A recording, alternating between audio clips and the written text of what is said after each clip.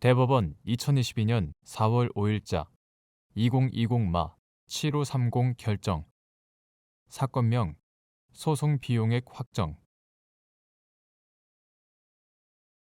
피참가인이 전부 승소한 판결에서 소송 비용의 부담에 관한 주문에 보조 참가로 인한 부분을 특정하지 않은 채 패소한 당사자가 부담한다는 취지만 기재되어 있는 경우, 패소한 당사자가 보조 참가로 인한 소송 비용까지 부담하는 것으로 볼 수 있는지 여부. 적극. 피참가인이 일부 승소하였음에도 주문에 보조 참가로 인한 부분이 특정되지 않은 채 피참가인과 상대방 당사자 사이에 소송 비용 부담 비율만 기재되어 있는 경우, 보조 참가로 인하여 생긴 부분에 관한 소송 비용의 재판이 누락된 것인지 여부. 적극. 보조 참가로 인하여 생긴 소송 비용의 부담에 대하여도 민사소송법 제98조 내지 제102조에 따라 재판하여야 함이 원칙이고, 민사소송법 제103조 소송 비용의 부담에 관한 주문에 보조 참가로 인한 부분을 특정하지 않은 채 패소한 당사자가 부담한다는 취지만 기재되어 있더라도 피참가인이 전부 승소한 경우에는 당연히 패소한 당사자가 보조 참가로 인한 소송 비용까지도 부담하는 것으로 볼 수 있다. 그러나 피참가인이 일부 승소하였음에도 주문에 보조 참가로 인한 부분이 특정되지 않은 채 피참가인과 상대방 당사자 사이에 소송 비용 부담 비율만 기재되어 있다면 여기에는 보조 참가로 인하여 생긴 부분까지 당연히 포함되었다고 볼 수 없어 이에 관한 소송 비용의 재판이 누락된 경우에 해당하므로 당해 소송 비용의 재판을 누락한 법원이 직권 또는 당사자의 신청에 따라 이에 대한 재판을 추가로 하여야 한다. 민사소송법 제212조 제2항.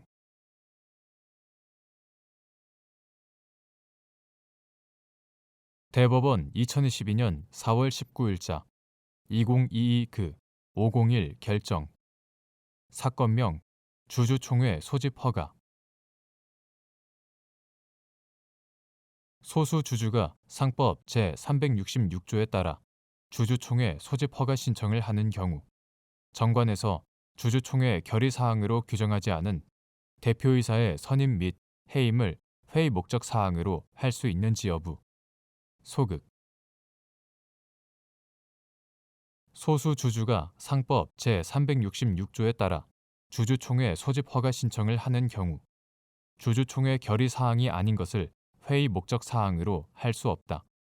주주총회는 상법 또는 정관이 정한 사항에 한하여 결의할 수 있고, 상법 제361조 대표이사는 정관에 특별한 정함이 없는 한 이사회 결의로 선임되므로, 상법 제389조 정관에서 주주총회 결의 사항으로 대표이사의 선임 및 해임을 규정하지 않은 경우에는 이를 회의 목적 사항으로 삼아 상법 제366조에서 정한 주주총회 소집 허가 신청을 할 수 없다.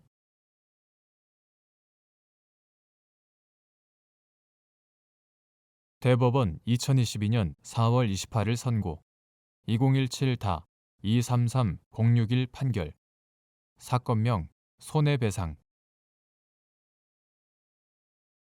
1. 어떠한 행정처분이 항고소송에서 취소된 경우 그 기판력으로 곧바로 국가배상 책임이 인정되는지 여부. 소극. 및 이 경우 국가배상 책임이 인정되기 위한 요건과 판단 기준. 어떠한 행정처분이 항고소송에서 취소되었다고 할지라도 그 기판력으로 곧바로 국가배상 책임이 인정될 수는 없고, 공무원이 직무를 집행하면서 고의 또는 과실로 법령을 위반하여 타인에게 손해를 입힌 때라고 하는 국가배상법 제2조 제1항의 요건이 충족되어야 한다. 보통 일반의 공무원을 표준으로 공무원이 객관적 주의 의무를 소홀히 하고 그로 말미암아 객관적 정당성을 잃었다고 볼 수 있으면 국가배상법 제2조가 정한 국가배상 책임이 성립할 수 있다. 객관적 정당성을 잃었는지는 침해 행위가 되는 행정처분의 양태와 목적, 피해자의 관여 여부와 정도, 침해된 이익의 종류와 손해의 정도 등 여러 사정을 종합하여 판단하여야 한다. 2. 법령에 따라 국가가 시행과 관리를 담당하는 시험에서 시험 문항의 출제나 정답 결정에 대한 오류 등의 위법을 이유로 시험 출제에 관여한 공무원이나 시험위원의 고의 또는 과실에 따른 국가배상 책임을 인정하기 위한 요건 및 판단 기준.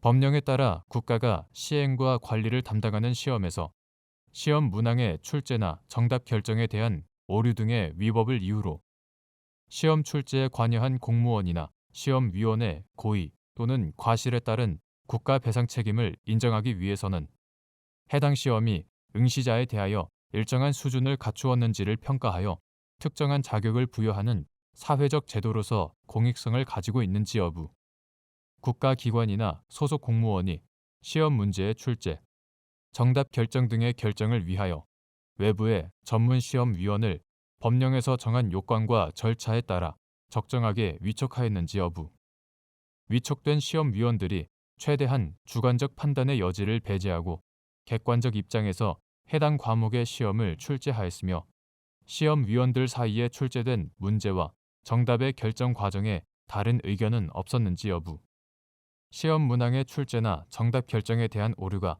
사후적으로 정정되었고 응시자들에게 국가기관이나 소속 공무원이 그에 따른 적절한 구제 조치를 하였는지 여부 등의 여러 사정을 종합하여 시험 출제에 관여한 공무원이나 시험위원이 객관적 주의 의무를 소홀히 하여 시험 문항의 출제나 정답 결정에 대한 오류 등에 따른 행정처분이 객관적 정당성을 상실하였다고 판단되어야 한다.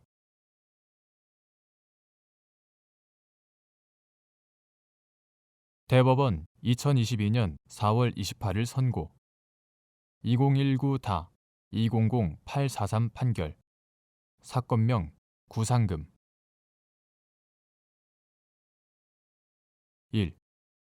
법률상 사항에 관한 법원의 성명 또는 지적 의무 당사자의 주장이 법률적 관점에서 보아 현저한 모순이나 불명료한 부분이 있는 경우 법원은 적극적으로 성명권을 행사하여 당사자에게 의견 진술의 기회를 주어야 하고 이를 게을리한 경우에는 성명 또는 지적 의무를 다하지 아니한 것으로서 위법한 평가를 받을 수 있다.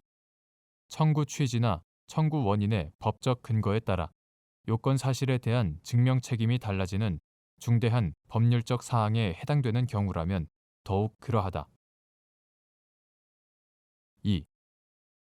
채무를 변제할 이익이 있는 자가 채무를 대위 변제한 경우에 갖게 되는 구상권과 변제자 대위권이 내용이 전혀 다른 별개의 권리인지 여부, 적극 및 이는 상법 제682조의 보험자 대위권에서도 마찬가지인지 여부, 적극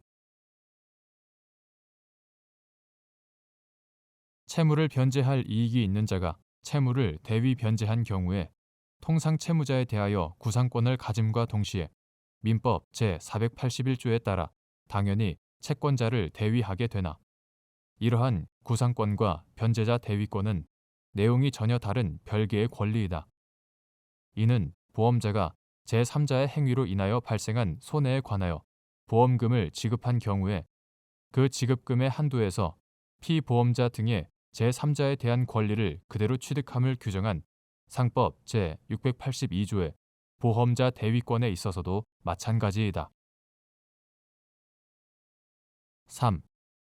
각 보험회사가 신원보증보험 계약에 따라 을의 불법 행위로 병주식회사가 입은 재산상 손해에 대하여 보험금과 지연손해금을 지급한 다음 을을 상대로 구상금을 구하는 소를 제기하였고 이때 제출한 소장 및 준비 서면에 따르면 청구 원인의 법적 근거는 상법 제682조에 따른 보험자 대위권임이 분명한데 청구 취지 및 청구 원인 변경 신청서 제출 시부터 제1심 변론 종결일까지 별도의 법적 근거를 명시하지 않은 채 구상금이라는 표현을 사용하였고 그 후 항소이유서에서 구상금 청구의 내용으로 민법 제425조 제2항의 보증인의 피보증인에 대한 구상권을 언급한 사안에서 법원으로서는 적극적으로 성명권을 행사하여 당사자에게 의견 진술의 기회를 줌으로써 청구 원인의 법적 근거에 관한 현저한 불분명, 모순을 바로잡은 후 이를 기초로 판단하였어야 하는데도 상법 제682조의 보험자 대위권과 민법 제425조 제2항의 구상권을 혼용하여 이를 근거로 을에게 금전 지급을 명한 원심 판결에는 법리 오해, 성명권 불행사 등의 잘못이 있다고 한 사례.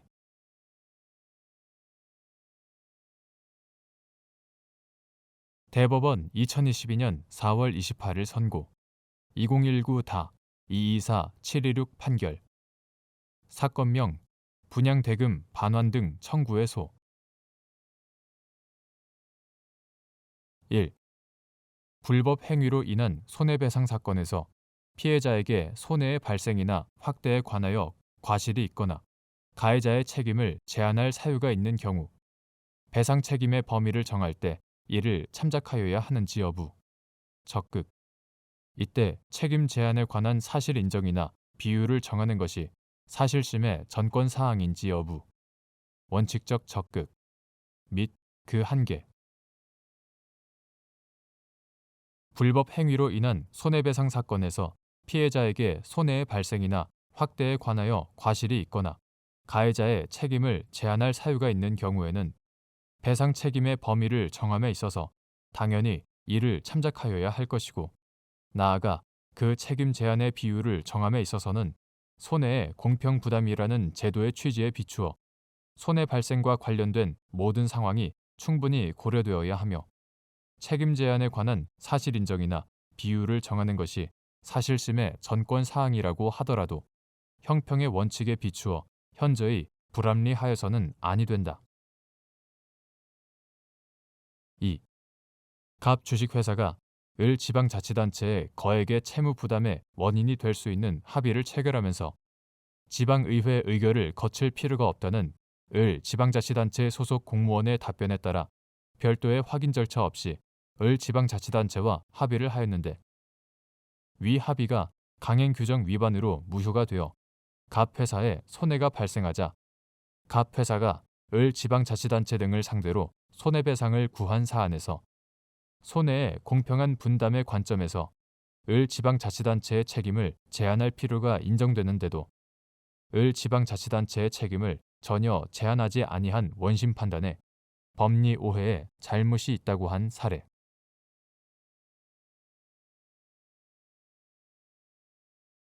대법원 2022년 4월 28일 선고 2019-238053 판결 사건명 임금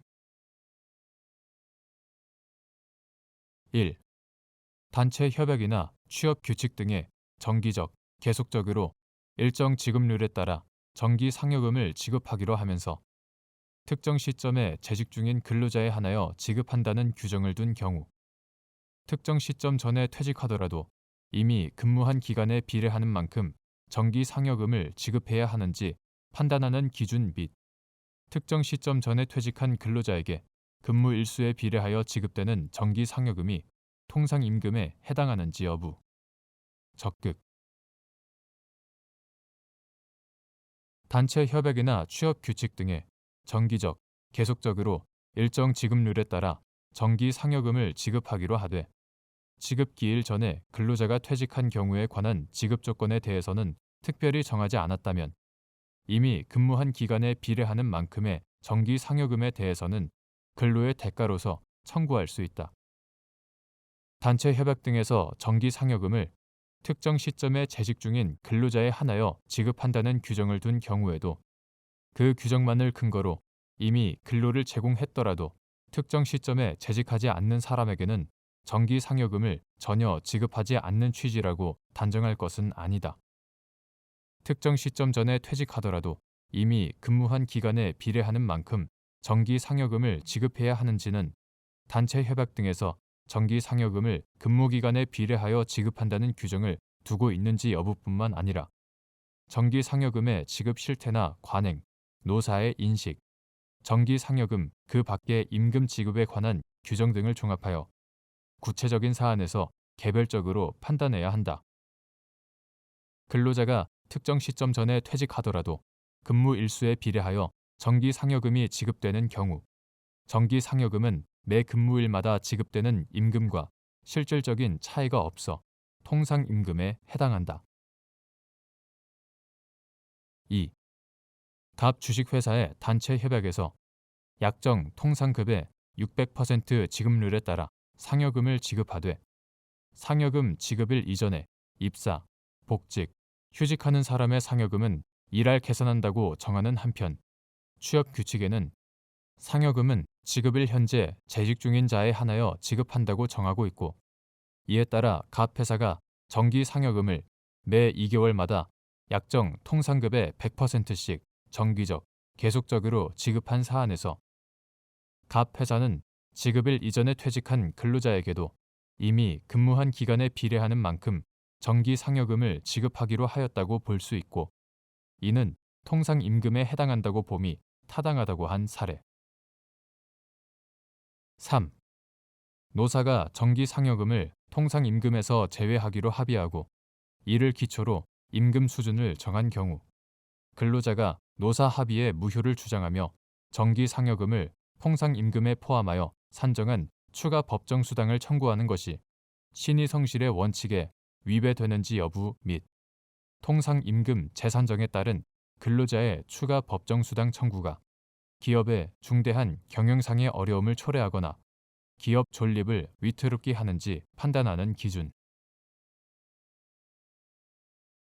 단체 협약 등 노사 합의의 내용이 근로기준법의 강행 규정을 위반하여 무효인 경우에 그 무효를 주장하는 것이 신의 측에 위배되는 권리의 행사라는 이유로 이를 배척한다면 강행 규정으로 정한 입법 취지를 몰각시키는 결과가 되므로 그러한 주장은 신의 측에 위배된다고 볼 수 없음이 원칙이다. 그러나 노사 합의의 내용이 근로기준법의 강행 규정을 위반한다는 이유로 노사 합의의 무효 주장에 대하여 예외 없이 신의 측의 적용이 배제되는 것은 아니다. 신의 측을 적용하기 위한 일반적인 요건을 갖춤은 물론 근로기준법의 강행 규정성에도 불구하고 신의 측을 우선하여 적용할 만한 특별한 사정이 있는 예외적인 경우에 한하여 그 노사 합의의 무효를 주장하는 것이 신의 측에 위배되어 허용될 수 없다. 노사 합의에서 정기 상여금은 그 자체로 통상임금에 해당하지 않는다는 전제에서 정기 상여금을 통상임금 산정 기준에서 제외하기로 합의하고 이를 기초로 임금 수준을 정한 경우 근로자 측이 정기 상여금을 통상임금에 가산하고 이를 토대로 추가적인 법정수당의 지급을 구함으로써 사용자에게 예측하지 못한 새로운 재정적 부담을 지워 중대한 경영상의 어려움을 초래하거나 기업의 존립을 위태롭게 하는 것은 정의와 형평관념에 비추어 신의에 현저히 반할 수 있다. 다만 근로관계를 규율하는 강행 규정보다 신의 측을 우선하여 적용할 것인지를 판단할 때에는 근로조건의 최저 기준을 정하여 근로자의 기본적 생활을 보장, 향상시키고자 하는 근로기준법 등의 입법 취지를 충분히 고려할 필요가 있다. 기업을 경영하는 주체는 사용자이고 기업의 경영 상황은 기업 내 외부의 여러 경제적, 사회적 사정에 따라 수시로 변할 수 있다. 통상임금 재산정에 따른 근로자의 추가 법정 수당 청구를 중대한 경영상의 어려움을 초래하거나 기업 존립을 위태롭게 한다는 이유로 배척한다면 기업 경영에 따른 위험을 사실상 근로자에게 전가하는 결과가 초래될 수 있다. 따라서 근로자의 추가 법정 수당 청구가 사용자에게 중대한 경영상의 어려움을 초래하거나 기업의 존립을 위태롭게 하여 신의 측에 위배되는지는 신중하고 엄격하게 판단해야 한다.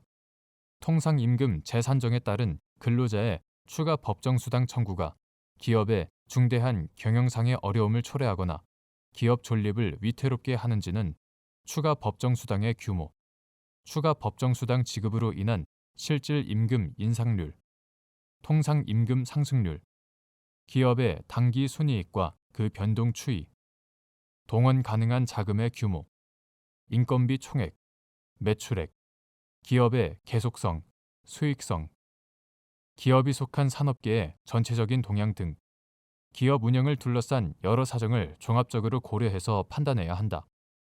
기업이 일시적으로 경영상의 어려움에 처하더라도 사용자가 합리적이고 객관적으로 경영 예측을 하였다면 그러한 경영 상태의 악화를 충분히 예견할 수 있었고 향후 경영상의 어려움을 극복할 가능성이 있는 경우에는 신의칙을 들어 근로자의 추가 법정 수당 청구를 쉽게 배척해서는 안 된다.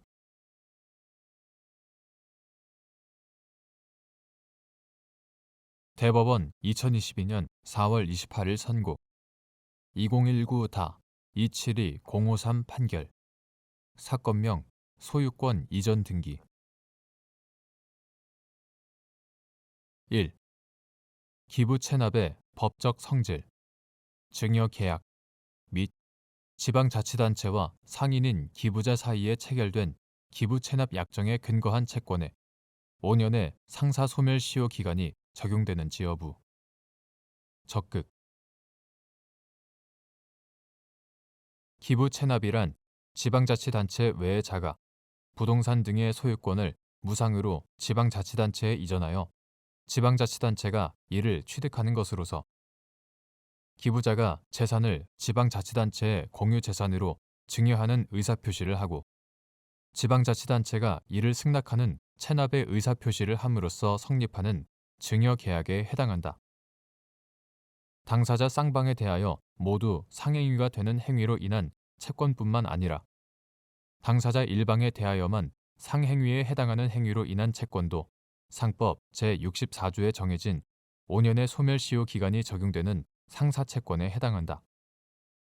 이 경우 상행위에는 상법 제46조 각호에 해당하는 기본적 상행위뿐만 아니라 상인이 영업을 위하여 하는 보조적 상행위, 상법 제47조 보조적 상행위도 포함되고 상인이 영업을 위하여 하는 행위는 상행위로 보되 상인의 행위는 영업을 위하여 하는 것으로 추정된다.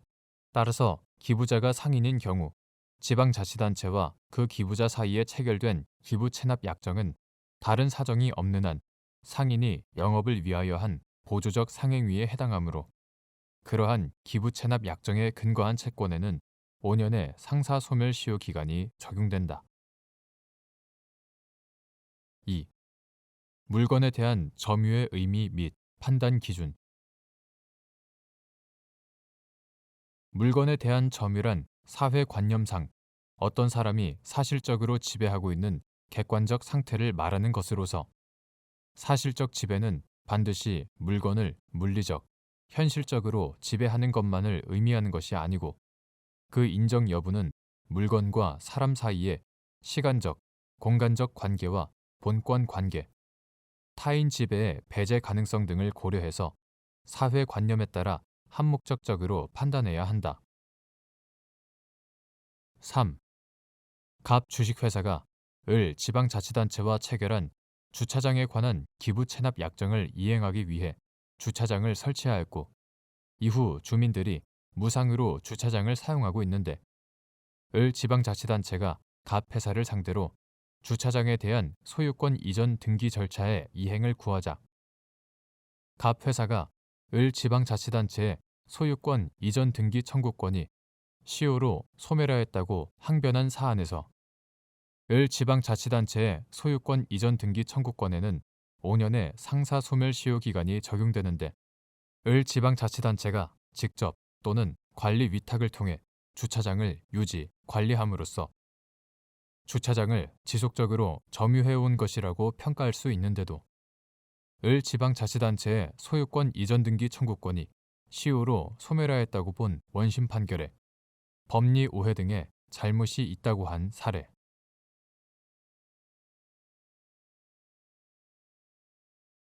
대법원 2022년 4월 28일 선고 2019-300-422 판결 사건명 소유권 이전 등기 1. 계약 명의자인 명의수탁자가 아니라 명의신탁자에게 계약에 따른 법률 효과를 직접 귀속시킬 의도로 계약을 체결한 사정이 인정되는 경우 그 명의신탁 관계는 3자 간 등기 명의신탁으로 보아야 하는지 여부. 적극. 명의신탁 약정이 3자 간 등기 명의신탁인지 아니면 계약 명의신탁인지의 구별은 계약 당사자가 누구인가를 확정하는 문제로 귀결되는데 계약 명의자가 명의수탁자로 되어 있다 하더라도 계약 당사자를 명의신탁자로 볼 수 있다면 이는 3자 간 등기 명의신탁이 된다. 따라서 계약 명의자인 명의수탁자가 아니라 명의신탁자에게 계약에 따른 법률 효과를 직접 귀속시킬 의도로 계약을 체결한 사정이 인정된다면 명의신탁자가 계약 당사자이고 이 경우에 명의신탁 관계는 3자 간 등기 명의신탁으로 보아야 한다. 2. 갑이 부동산을 매수하면서 아내 명의로 매매 계약서를 작성하고 계약금과 중도금을 매도인에게 지급하였는데 이후 갑이 아들인 을로 매수인 명의를 변경하여 동일한 내용의 매매 계약서를 다시 작성한 다음 위 부동산에 관하여 을 명의로 소유권 이전 등기를 마친 사안에서 갑이 매매 계약 당사자로서 부동산을 매수하면서 등기 명의만 을 앞으로 하였고 매도인도 계약에 따른 법률 효과는 갑에게 직접 귀속시킬 의도로 계약을 체결한 사정이 인정되므로 매매 계약의 당사자는 갑으로 보아야 하고 갑과 을 사이의 명의신탁 약정은 3자 간 등기 명의신탁이라고 한 사례.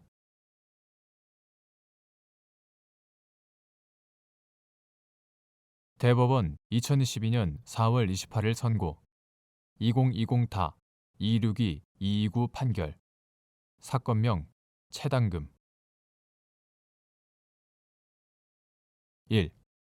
구 선원법 제56조에 따라 선박 소유자가 가입한 보험 등에서 정한 가입기간 안에 선박 소유자의 파산 등 대통령령으로 정하는 사유가 발생한 경우 지급의 대상이 되는 임금과 퇴직금에 퇴직한 선원이 해당 가입기간 전에 제공한 근로의 대가에 해당하는 부분도 포함되는지 여부.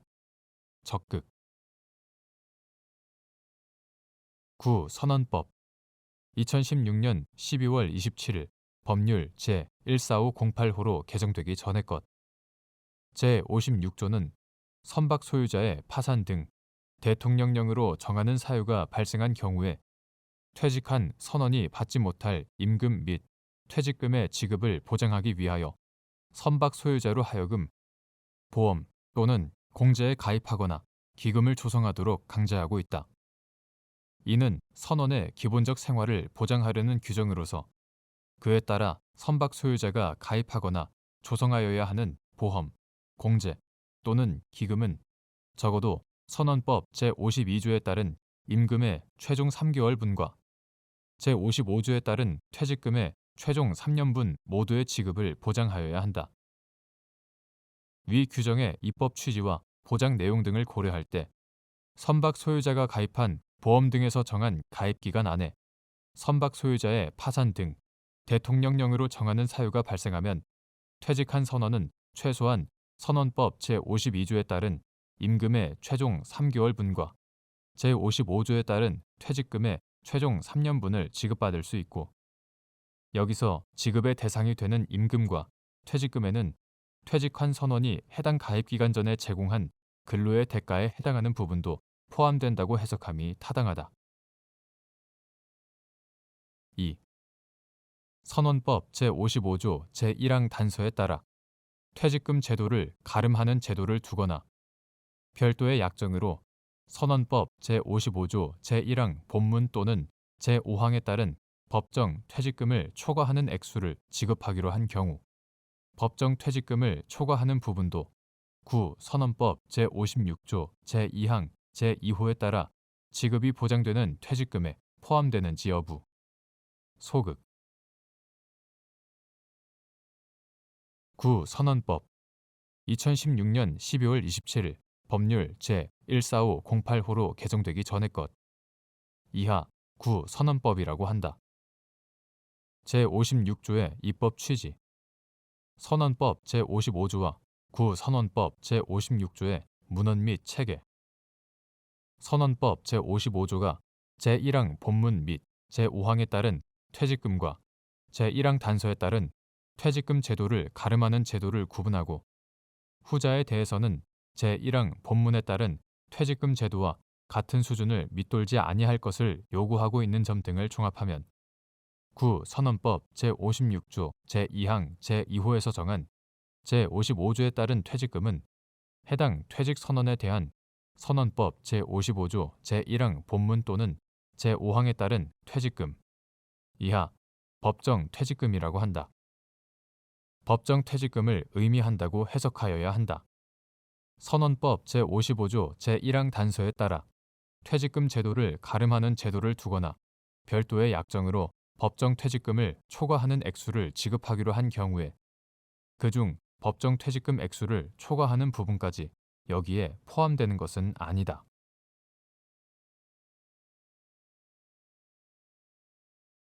대법원 2022년 4월 28일 선고 2020다 268-265 판결. 사건명 예탁금 지급 청구의 소. 1. 민법 제760조 제1항 제3항에 공동 불법 행위자에게 불법 행위로 인한 손해배상 책임을 지우기 위한 요건으로서 위법한 행위와 손해 사이에 상당 인과관계가 있는지 판단하는 방법. 민법 제760조 제1항 제3항에 공동 불법 행위자에게 불법 행위로 인한 손해배상 책임을 지우려면 그 위법한 행위와 원고가 입은 손해 사이에 상당 인과관계가 있어야 하고, 그 상당 인과관계의 유무는 결과 발생의 개연성, 위법 행위의 태양 및 피침해 이익의 성질 등을 종합적으로 고려하여 판단하여야 한다. 2.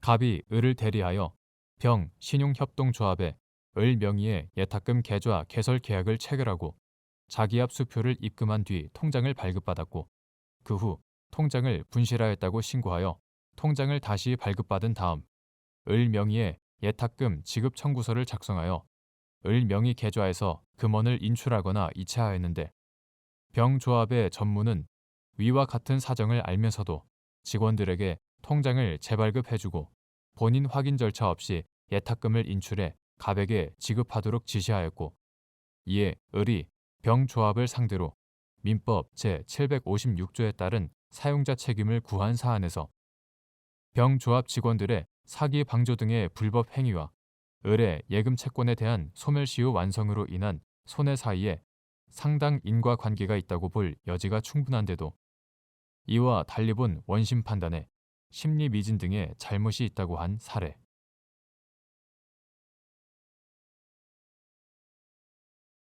대법원 2022년 4월 28일 선고 2020다 299-955 판결.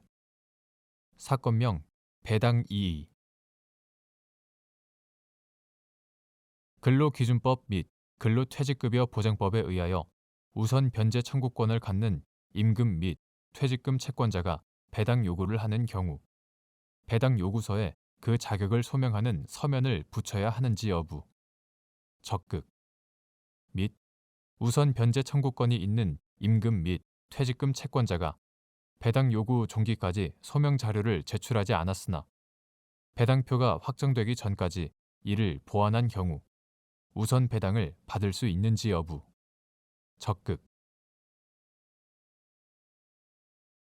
집행력 있는 정본을 가진 채권자, 경매 개시 결정이 등기된 뒤에 가압류를 한 채권자, 민법, 상법, 그 밖의 법률에 의하여 우선 변제 청구권이 있는 채권자는 배당 요구를 할 수 있고, 민사집행법 제88조 제1항 이에 따른 배당 요구는 채권, 이자, 비용, 그 밖의 부대 채권을 포함한다. 채권의 원인과 액수를 적은 서면으로 하여야 하며 민사집행규칙 제48조 제1항 배당 요구서에는 집행력 있는 정본 또는 사본, 그 밖에 배당 요구의 자격을 소명하는 서면을 붙여야 한다. 민사집행규칙 제48조 제2항. 이러한 민사집행법과 민사집행규칙의 규정에 의하면 근로기준법 및 근로자 퇴직급여 보장법에 의하여 우선 변제 청구권을 갖는 임금 및 퇴직금 채권자는 그 자격을 소명하는 서면을 붙인 배당 요구서에 의하여 배당 요구를 해야 한다. 다만 민사집행 절차의 안정성을 보장하여야 하는 절차법적 요청과 근로자의 임금 채권을 보호하여야 하는 실체법적 요청을 형량하여 보면 우선 변제 청구권이 있는 임금 및 퇴직금 채권자가 배당 요구 종기까지 위와 같은 소명 자료를 제출하지 않았다고 하더라도 배당표가 확정되기 전까지 이를 보완하였다면 우선 배당을 받을 수 있다고 해석하여야 한다.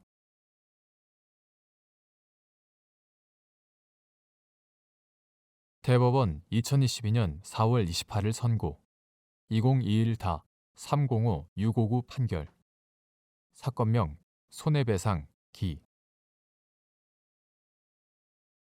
1. 상호를 속용하는 영업 양수인의 책임을 정한 상법 제42조 제1항의 규정 취지. 영업 양수인이 상호 자체가 아닌 옥호 또는 영업표지를 속용하는 경우에도 상법 제42조 제1항이 유추 적용되는지 여부. 원칙적 적극.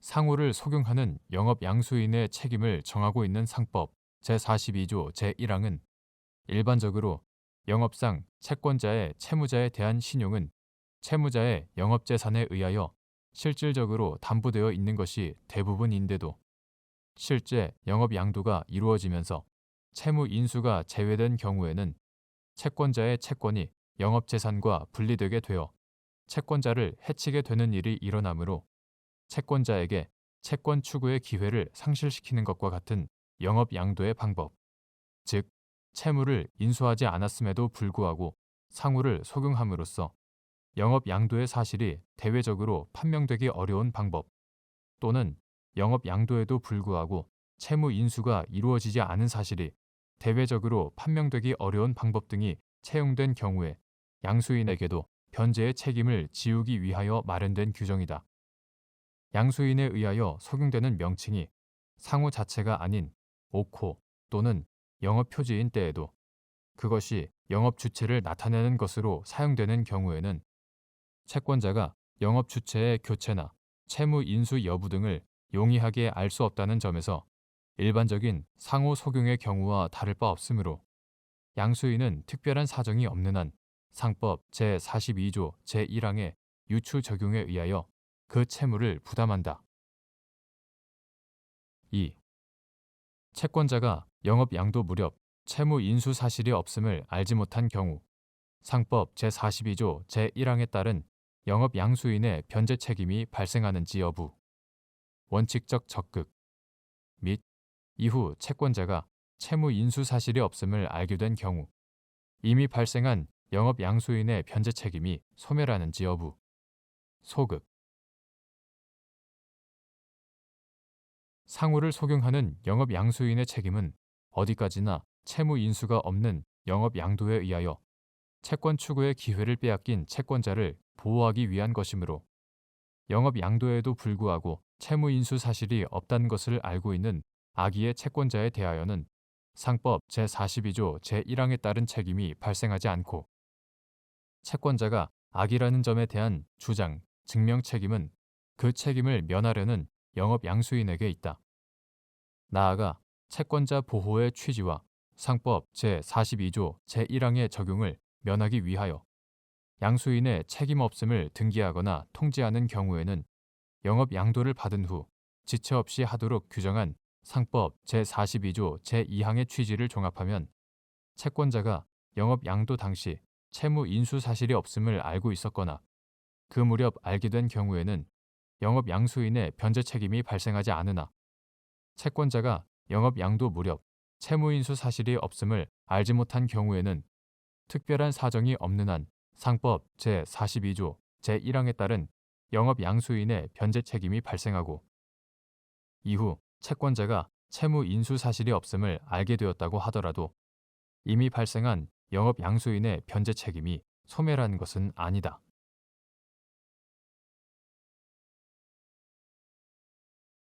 대법원 2022년 4월 28일 선고 2021다 306-904 판결 사건명 보관금 반환 등 청구의 소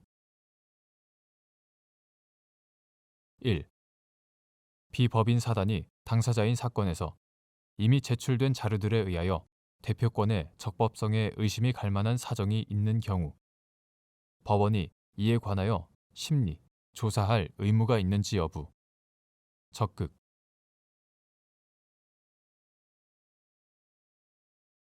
비법인 사단이 당사자인 사건에서 대표자에게 적법한 대표권이 있는지는 소송 요건에 관한 것으로서 법원의 직권조사 사항이므로 법원으로서는 판단의 기초 자료인 사실과 증거를 직권으로 탐지할 의무까지는 없다 하더라도 이미 제출된 자료들에 의하여 대표권의 적법성에 의심이 갈 만한 사정이 엿보인다면 상대방이 이를 구체적으로 지적하여 다투지 않더라도 이에 관하여 심리, 조사할 의무가 있다.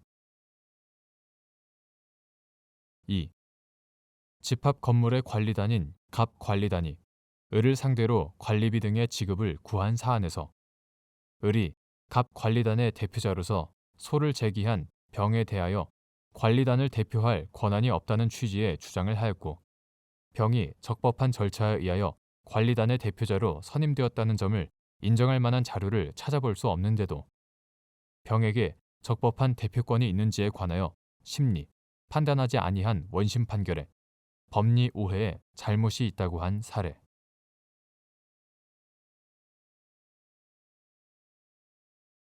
대법원 2022년 4월 28일 선고 2021다 310-873 판결 사건명 부정경쟁 행위 금지 청구 등의 소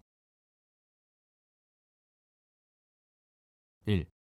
9. 부정경쟁 방지 및 영업비밀 보호에 관한 법률 제2조 제1호 카목에서 정한 부정경쟁 행위에 해당하는지 판단하는 기준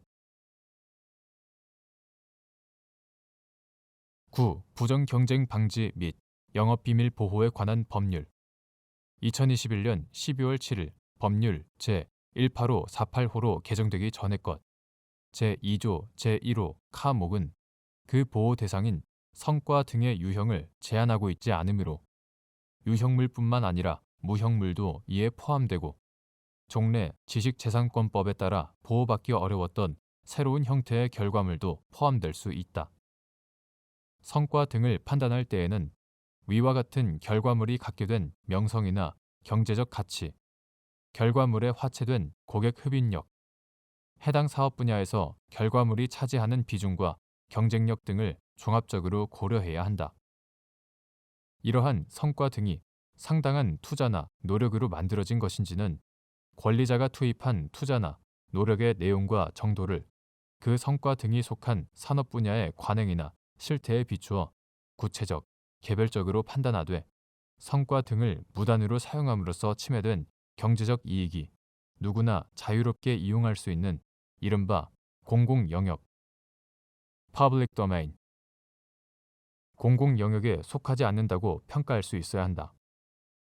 또한 위 카목이 정하는 공정한 상거래 관행이나 경쟁 질서에 반하는 방법으로 자신의 영업을 위하여 무단으로 사용한 경우에 해당하기 위해서는 권리자와 침해자가 경쟁 관계에 있거나 가까운 장래에 경쟁 관계에 놓일 가능성이 있는지, 권리자가 주장하는 성과 등이 포함된 산업 분야의 상거래 관행이나 경쟁 질서의 내용과 그 내용이 공정한지, 위와 같은 성과 등이 침해자의 상품이나 서비스에 의해 시장에서 대체될 수 있는지, 수요자나 거래자에게 성과 등이 어느 정도 알려졌는지, 수요자나 거래자의 혼동 가능성이 있는지 등을 종합적으로 고려해야 한다.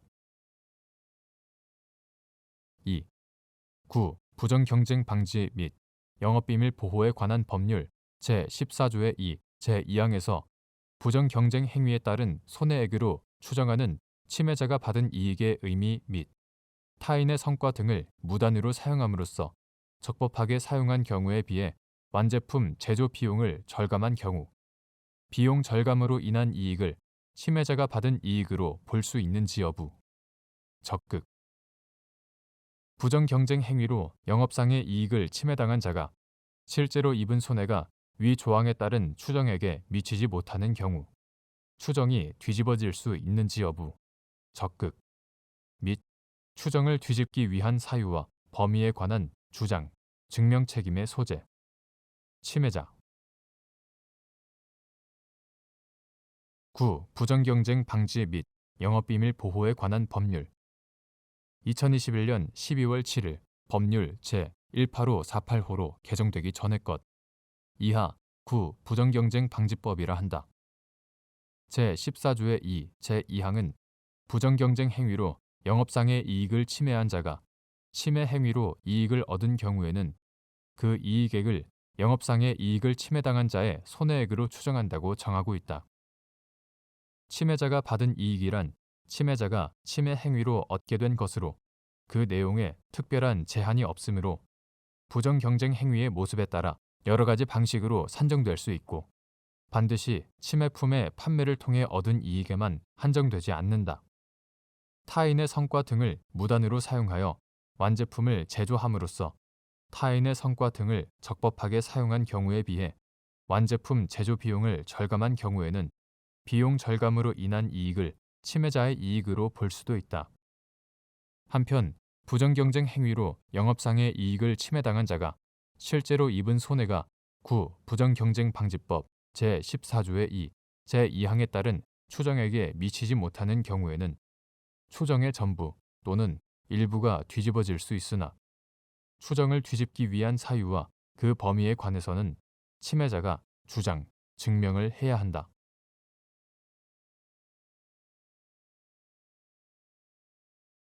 대법원 2022년 4월 28일자 2021 마 7088 결정. 사건명 가압류 2의. 채권자가 항고를 통해 취소를 구하는 원래의 가압류 결정에 기한 가압류 등기가 이미 말소되었으나 가압류 취소 결정을 취소하는 항고 법원의 결정을 집행하는 것이 불가능한 경우가 아닌 경우 항고의 이익이 있는지 여부. 적극. 상소는 자기에게 불이익한 재판에 대하여 유리하도록 그 취소, 변경을 구하는 것이므로 채권자는 제1심 결정의 내용이 불이익하다면 항고를 통해 그 취소를 구할 수 있다. 이때 원래의 가압류 결정에 기한 가압류 등기가 이미 말소되었더라도 가압류 취소 결정을 취소하는 항고 법원의 결정을 집행하는 것이 불가능한 경우가 아니라면 항고의 이익이 있다고 보아야 한다. 그 이유는 다음과 같다. 첫째, 민사집행법 제298조 제1항은 가압류의 취소 결정을 상소법원이 취소한 경우로서 법원이 그 가압류의 집행기관이 되는 때에는 그 취소의 재판을 한 상소법원이 직권으로 가압류를 집행한다 라고 정하고 있다. 이는 항고법원의 결정에 따라 새로운 집행이 필요할 때 별도로 채권자의 신청이나 담보 제공 등이 없이도 직권으로 원래의 보전 처분을 집행하도록 한 것으로서 가압류 취소 결정에 따른 집행 취소에 의해 가압류 등기가 말소되었으나 항고법원이 가압류의 취소 결정을 취소하고 원래의 가압류 결정을 인가한 때의 집행 방법을 정한 것으로 보아야 한다.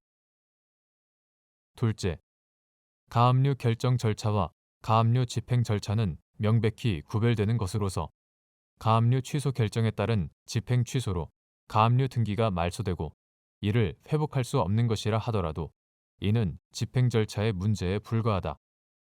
가압류 결정에 대한 이의 사건에서 항고심의 심판 대상은 가압류 이의 대상의 존부이므로 항고법원은 이를 심리하여 가압류 결정에 대한 인가 결정을 할 수 있고 민사집행법 제298조 제1항에 따라 직권으로 가압류를 집행할 수 있다.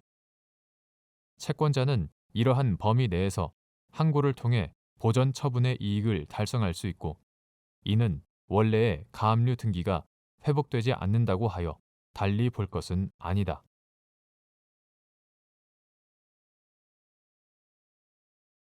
대법원 2022년 4월 28일 선고 2022-200768 판결 사건명 손해배상의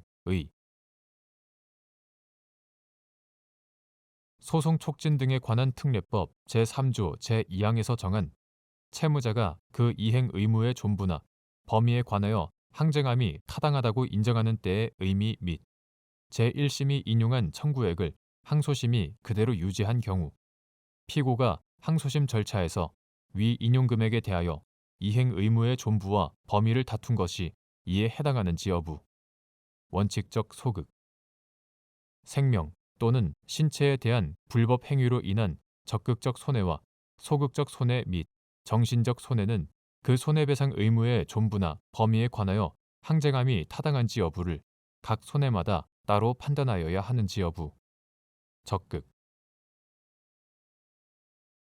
소송 촉진 등에 관한 특례법 제3조 제2항이 정하는 채무자가 그 이행 의무의 존재 여부나 범위에 관하여 항쟁하는 것이 타당하다고 인정되는 경우라고 함은 이행 의무의 존재 여부나 범위에 관하여 항쟁하는 채무자의 주장에 상당한 근거가 있는 경우라고 풀이되므로 위와 같이 항쟁함이 타당한가 아니한가의 문제는 당해 사건에 관한 법원의 사실 인정과 그 평가에 관한 것이다. 다만 제1심이 인용한 청구액을 항소심이 그대로 유지한 경우 특별한 사정이 없는 한 피고가 항소심 절차에서 위 인용 금액에 대하여 이행 의무의 존재 여부와 범위를 다툰 것은 타당하다고 볼 수 없다. 그리고 생명 또는 신체에 대한 불법 행위로 인하여 입게 된 적극적 손해와 소극적 손해 및 정신적 손해는 서로 소속물을 달리하므로 그 손해배상 의무의 존부나 범위에 관하여 항쟁함이 타당한지 여부는 각 손해마다 따로 판단하여야 한다.